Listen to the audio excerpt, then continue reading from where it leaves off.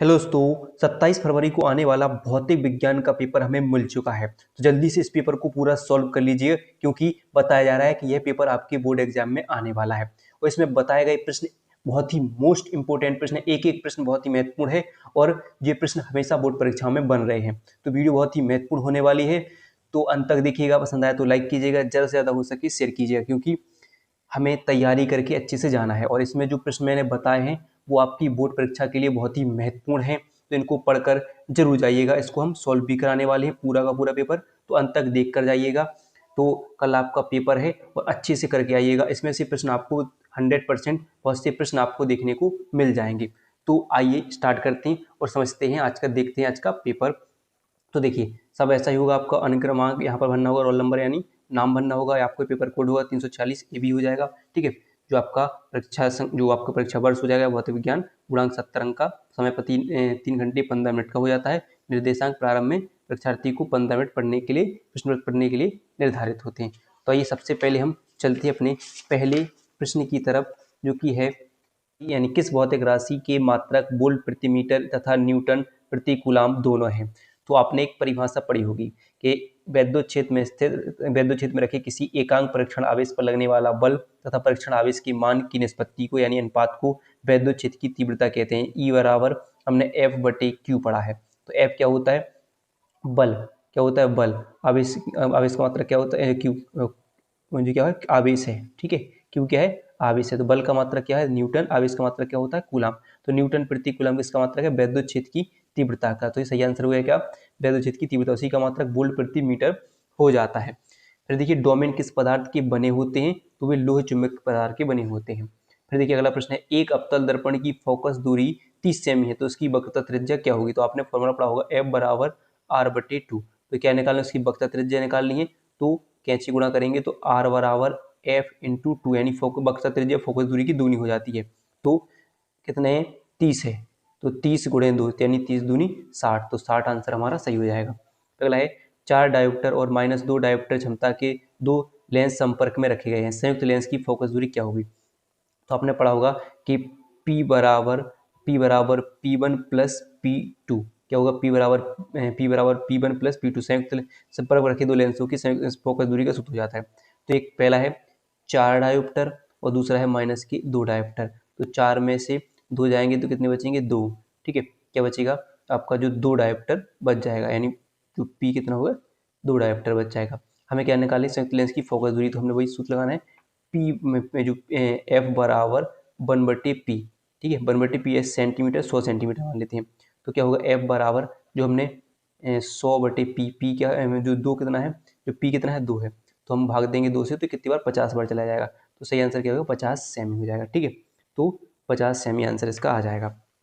फिर देखिए, हेनरी प्रति मीटर मात्रक है, तो वो चुंबकशीलता का, किसका है? चुंबकशीलता का। फिर अगला प्रश्न देखिए क्या है, लेंस के प्रकाशिक केंद्र को परिभाषित कीजिए। मोस्ट इंपोर्टेंट प्रश्न है 1 नंबर का। तो ये देख लेते हैं, लेंस का प्रकाशिक केंद्र होता क्या है। तो देखिए क्या है, प्रकाशिक केंद्र लेंस के मुख्य अक्ष पर स्थित वह बिंदु है जिससे होकर जाने वाली प्रकाश की किरणें अपवर्तन के पश्चात बिना विचलित हुए सीधी निकल जाती हैं। यानी मान लीजिए कोई लेंस है, ठीक है, लेंस की एपीआई मुख्य अक्ष है, तो मुख्य अक्ष पर बिंदु से हम सी से प्रकट करते हैं, इससे जाने वाली प्रकाश किरणें परावर्तन के पश्चात बिना विचलित हुए सीधी निकल जाती हैं। वो क्या होता है? आपका प्रकाशिक केंद्र कहलाता है। फिर प्रश्न क्या है, वैद्युत चुंबकीय तरंगों को स्पेक्ट्रमों की आवृत्ति के बढ़ते हुए क्रम में लिखिए। तो देखिए लिखना है, पहले आपकी किरण आएगी रेडियो तरंगें, फिर माइक्रो तरंगें, फिर अवरक्त विकिरण या तरंगें, दृश्य विकिरण, परावैंगनी विकिरण, एक्स किरणें और गामा किरणें लास्ट में आती हैं। तो ये किरण हो जाएगा आवृत्ति के रूप में बढ़ता हुआ किरण। फिर देखिए प्रश्न क्या पूछा गया कि प्रिज्म के पदार्थ या वर्तनांक का सूत्र लिखिए, प्रयुक्त प्रतीकों का अर्थ बताइए। तो देखिए क्या होगा, n बराबर साइन ए प्लस जो डेल्टा m/2 साइन a/2। तो जहाँ n क्या है? आपका अपवर्तनांक है, ए क्या है? प्रिज्म कोण है, और डेल्टा m क्या होगा? आपका न्यूनतम विचलन कोण हो जाएगा। ठीक है, तो ये प्रिज्म के लिए सूत्र लिखना था इसमें। फिर देखिए, एम्पियर का परिपथीय नियम लिखिए। तो एम्पियर का परिपथीय नियम क्या है? देखिए समझते हैं कि एम्पियर के नियम के अनुसार किसी बंद वक्र के परितः चुंबकीय क्षेत्र की तीव्रता का रेखीय समाकलन उस बंद वक्र द्वारा घिरे क्षेत्रफल में से गुजरने वाली कुल वैद्युत धारा का म्यू जीरो गुना होता है, यानी B vector into d l vector, यानी समाकलन B vector into d l vector बराबर होता है म्यू नॉट इंटू आई हो जाता है। ठीक है, यहाँ पर जो म्यू नॉट क्या होता है, फिर बात की चुंबकशीलता हो जाती है, क्या होती है, चुंबकशीलता है। ठीक है, ये चुंबकशीलता जिसका मान हमें पता है 4 पाई गुणे 10 की घात माइनस के 7 होता है। ठीक है, फिर देखिए अगला है कला संबद्ध स्रोत, ऐसे स्रोत जिनके बीच कालांतर समय के साथ नियत होता है क्या कहलाते हैं, कला संबद्ध स्रोत। क्या हुए, ऐसे स्रोत जिनके बीच कालांतर समय के साथ नियत रहता है कला संबद्ध स्रोत कहलाते हैं। एक एक प्रश्न इंपॉर्टेंट है, पढ़कर जाओगे आपके बहुत से प्रश्न तैयार होंगे।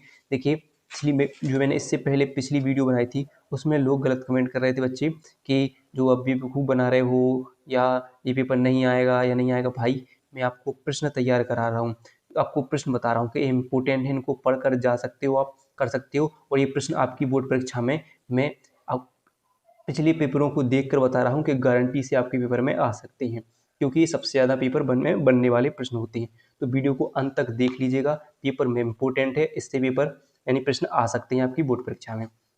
ठीक है, प्रश्न है अनुगमन वेग, सबसे ज़्यादा पूछे जाने वाला प्रश्न है। अनुगमन वेग को परिभाषित कीजिए, वही देख लेते हैं क्या होता था अनुगमन वेग।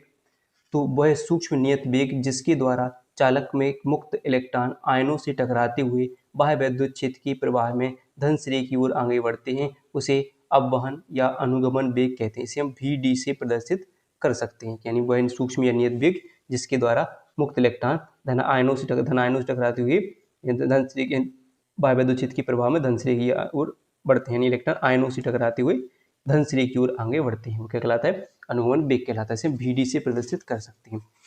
अब चलिए अगला प्रश्न क्या है, प्रश्न नंबर 3 होगा, सेक्शन सी चालू होगा, यानी साफ वाला। तो 100 माइक्रोफेरेड धारिता वाले संधारित्र को 10 वोल्ट तक आवेशित करने पर उसमें संचित ऊर्जा ज्ञात कीजिए। तो ये देखते हैं क्या दे रहे हैं, 100 माइक्रोफेरेड, तो क्या 100 माइक्रोफेरेड धारिता, तो सी कितना है 100 माइक्रोफेरेड, तो इसको हम पहले बनाएंगे फेरेड में।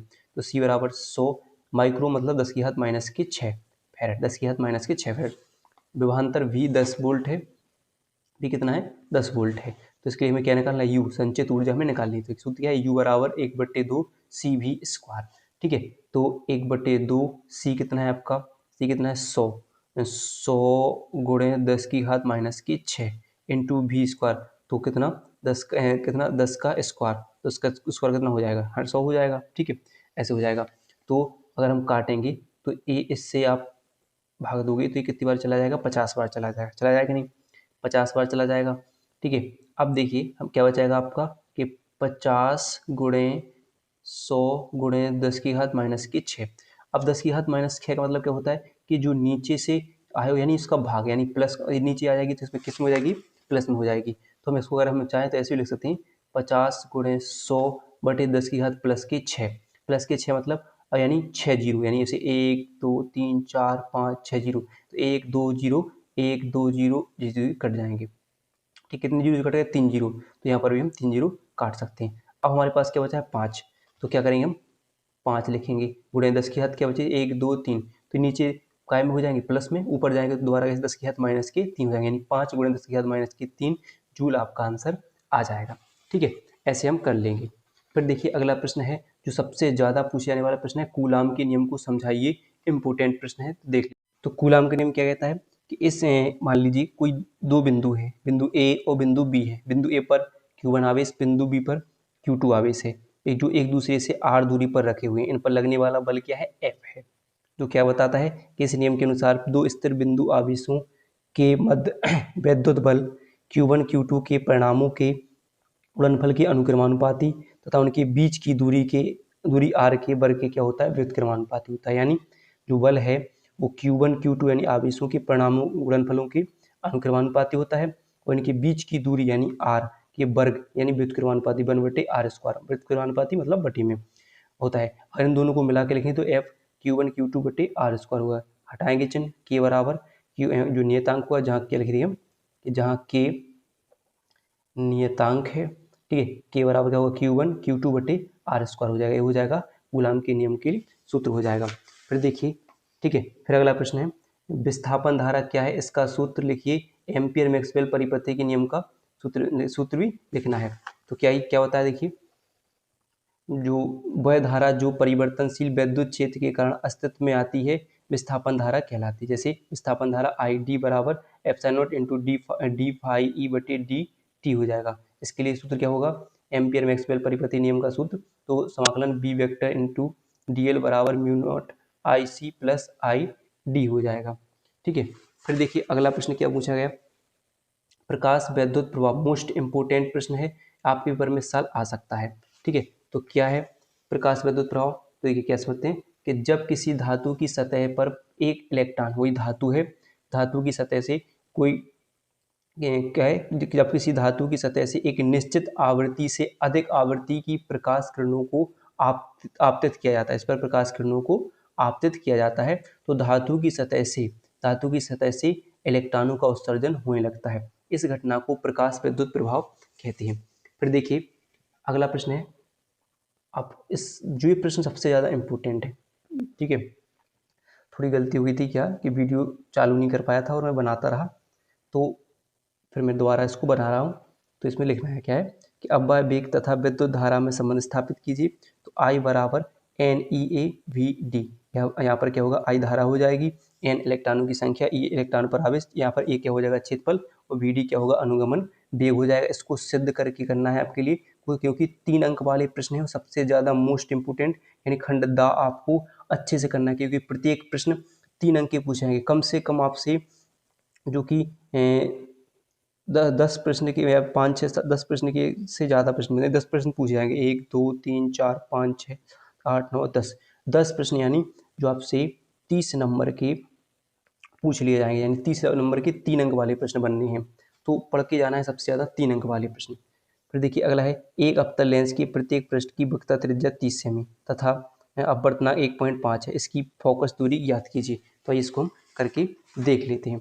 तो यहाँ पर हम करेंगे, इसको हम करके सॉल्व करा देते हैं आपके लिए। तो देखिए की बात क्या कर रहे हैं कि एक अवतल लेंस है, अवतल लेंस के लिए वक्रता त्रिज्या R1 और R2 कितनी कितनी है, 30 सेमी और 30 सेमी प्रत्येक पृष्ठ के लिए। अब अपवर्तनांक क्या दे रहे हैं, अपवर्तनांक क्या दे रहे हैं, N1 N क्या दे रहे हैं, कितना है 1.5 है। ठीक है, वो बोल रहे हैं फोकस दूरी ज्ञात करके दो। तो देखिए अवतल लेंस के लिए R1 माइनस में, R2 किसमें होता है प्लस में। तो आपने एक फॉर्मूला पढ़ा होगा लेंस मेकर का फॉर्मूला, 1/f बराबर n minus 1/R1 minus 1/R2। ठीक है, तो 1/f बराबर n कितना दे रहे हैं 1.5, तो 1.5 लिखेंगे, माइनस के 1 लिखेंगे। ठीक है, यहाँ पर 1/- माइनस के 30 माइनस बटे में 30, 1.5 में से 1 जाएगा तो कितना बचेगा 0.5 बचेगा कि नहीं। यहाँ पर क्या होगा LCM आ जाएगा 30 से इसमें देंगे तो माइनस का 1 आएगा, यहाँ से इसमें देंगे तो माइनस के 1 बचेंगे, तो कितना हो जाएगा 0.5, यहाँ पर बचेंगे माइनस के 2/30 बचेंगे। तो हम क्या करेंगे, कैंची क्या करेंगे, गुणा कर लेंगे इसमें, 0.5 गुणे हो जाएगा माइनस के 2/30, पॉइंट हटाएंगे नीचे क्या बढ़ जाएगा 1 0, तो 2 से 100 काटेंगे 2 पंचे 10 हो जाएगा, और 5 से ये 5 कट जाएगा। ठीक है, तो क्या बचेगा आपका क्या बचा आपका 1/f बराबर 1/-30, कैंची गुणा करोगे तो आपका क्या आ जाएगा f बराबर -30 आ जाएगा, और ये हमारा हो जाएगा आंसर। ठीक है, इतना हो जाएगा।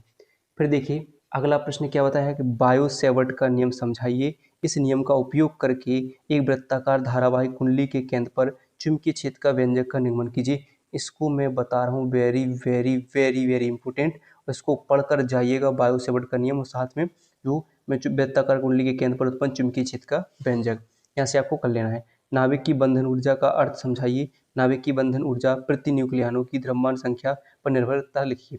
मोस्ट इंपोर्टेंट प्रश्न है। फिर देखिए बोर के परमाणु मॉडल को समझाइए। रदरफोर्ड के परमाणु मॉडल को पढ़ना है।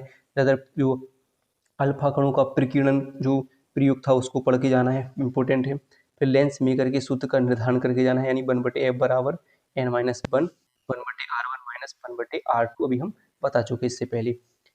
फिर देखिए व्हीटस्टोन सेतु की संतुलन अवस्था, यानी P/Q बराबर R/S, उसकी भुजाओं के प्रतिरोधों के बीच संबंध स्थापित कीजिए, यानी हमें उसके बारे में लिखना है और ये संबंध स्थापित करना है। फिर देखिए ट्रांसफार्मर क्या है, तो ट्रांसफार्मर का सिद्धांत समझाना है। ट्रांसफार्मर का सिद्धांत मोस्ट इंपोर्टेंट है, और ट्रांसफार्मर आपका वैसे भी पूछा जा सकता है। फिर देखिए आपका एक प्रश्न है, व्यतिकरण को परिभाषित कीजिए, संपोषी व्यतिकरण तथा विनाशी व्यतिकरण को दर्शाइए। इम्पोर्टेंट है।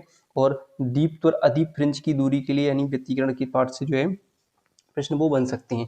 फिर देखिए जो अगले प्रश्न है, किरचॉफ का धारा व वोल्ट का नियम दोनों, यानी पहला नियम जो धारा नियम है इसमें बताया गया है कि किसी भी संधि पर मिलने वाली समस्त धाराओं का बीजगणितीय योग क्या होता है, शून्य होता है।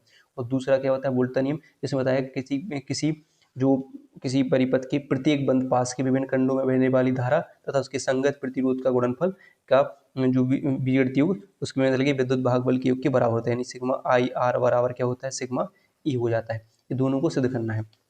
फिर क्या है, प्रश्न नंबर 6, किसी परावर्तक दूरदर्शी का किरण पथ खींचकर उसमें प्रतिबिंब का बनना समझाइए तथा अपवर्ती की तुलना में यह क्यों उत्कृष्ट है। मोस्ट इंपोर्टेंट है, परावर्तक दूरदर्शी पेपरों में पूछी जा सकती है। फिर देखिए अगला है, समांतर प्लेट संधारित्र की धारिता के लिए व्यंजक का निगमन करना है। सबसे ज़्यादा इम्पोर्टेंट डेरिवेशन है जो हर साल पेपरों में बन रही है। फिर अगले की नाभिकीय विखंडन क्या है, यूरेनियम 235 का विखंडन किस प्रकार होता है, विस्तार पूर्वक विवेचना कीजिए। इम्पोर्टेंट है, पढ़कर जाना है। फिर देखिए पीएन संधि डायोड वाले पार्ट से एक प्रश्न बनने वाले, इसमें मैंने बताया कि पीएन संधि डायोड की संधि पर अक्षय परत का बनना स्पष्ट कीजिए, विभव प्रचार एवं एवलांस भंजन की व्याख्या करना है। फिर देखिए प्रत्यावर्ती धारा जनित के सिद्धांत एवं कार्यविधि लिखना है। प्रत्यावर्ती धारा जनित के सिद्धांत पर काम करती है और इसकी कार्यविधि यानी कि इसके प्रत्येक भागों के बारे में पढ़ना है। फिर देखिए अगला प्रश्न है, विद्युत द्विध्रुव के से आप क्या समझते हैं। विद्युत द्विध्रुव के कारण किसी व्यापक बिंदु पर उत्पन्न विद्युत विभव के व्यंजक ज्ञात करना है। इंपोर्टेंट है। और पीएन संधि डायोड दृष्टिकारी के रूप में पढ़ के जाना, तरंग दृष्टिकारी, पूर्ण तरंग दृष्टिकारी के रूप में, और ऐसे प्रश्न बनने वाले हैं, अर्ध तरंग दृष्टिकारी, पूर्ण तरंग दृष्टिकारी। लास्ट क्वेश्चन हमारा, हाइगेंस की द्वितीयक तरंगाओं का सिद्धांत लिखिए तथा इसके आधार पर तरंगों के अपवर्तन की व्याख्या कीजिए। अपवर्तन की आती है और परावर्तन की आ सकती है। तो आपके जो प्रश्न नंबर 6, 7, 8 और 9 5 अंक वाले प्रश्न हैं, अथवा में सब होंगे, एक एक करना होगा उनमें से, और 5 अंक वाले प्रश्न होते हैं, तो इनका जरूर पढ़ के जाइएगा। 5 अंक वाले और 3 अंक वाले प्रश्न सबसे ज़्यादा महत्वपूर्ण है, पढ़ के जाना है। ठीक है, तो 4 प्रश्न हैं, यानी 20 नंबर ये हैं और 30 नंबर ये हैं, तो 50 नंबर की तो यही हैं, 70 में से 50, बाकी के 20 नंबर की आप शॉर्ट आउट जो आपके 2 नंबर वाले 1 नंबर वाले हैं, तो सबसे ज़्यादा 3 अंक वाले जी पढ़ के जाइएगा। तो वीडियो पसंद आई हो तो वीडियो को लाइक और चैनल को सब्सक्राइब करना ना भूलिएगा।